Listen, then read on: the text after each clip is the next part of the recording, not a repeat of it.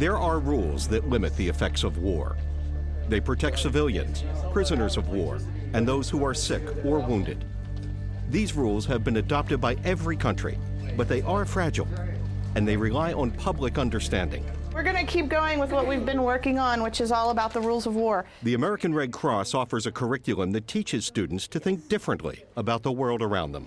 Rachel, did you find one about a banned weapon? My students live in the suburbs. They really don't have any firsthand experiences with conflict, and so in order for them to be really solid global citizens, they need to be introduced to those things in the classroom. That gives my students an opportunity to learn how lucky they are to live where they are, but also to understand the depth of the needs that are out there for people that suffer every day. It provides a multitude of different tools that can reach many different learners. There are activities that involve reading, writing, speaking, working together, and anything that I need to tailor to get the lesson material, the content across, has been very easy to do. Through compelling stories, videos, and interactive activities, exploring humanitarian law brings important global issues into the classroom.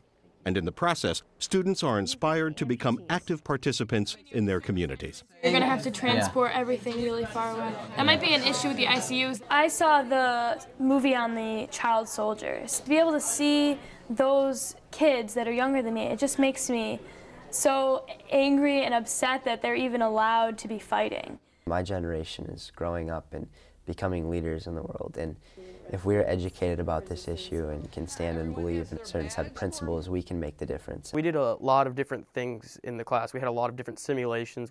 On the refugee camp, it showed how desperate these people are and how much they need and how hardworking the people are who set these camps up, how much work it takes to do these kind of things for these people.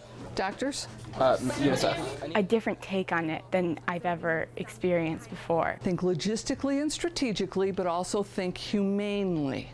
So often it's sitting in a history class, learning about wars and global conflict as though it's in the past. And too often we neglect what's going on right now. If I were to tell a friend one thing about human dignity and humanitarian law, it's just study it, learn all about it, because it's so relevant to anything you do today. The critical thinking skills that they're using are so important for me to watch evolve and develop, because they're going to be the future leaders. I would absolutely recommend the EHL curriculum to all of my colleagues. It wasn't just the Geneva Conventions, and it wasn't just human dignity, and it wasn't just refugee camps. It was everything. It was all of these different aspects of the international community and international law.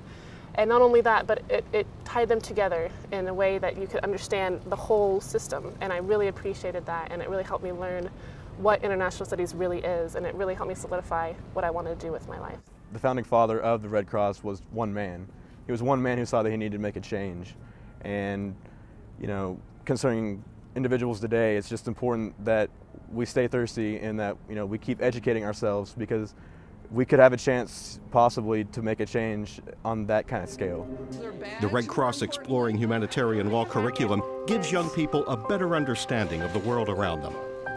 They are future lawmakers, soldiers, and community leaders, and they are hungry for this information. We have a choice today.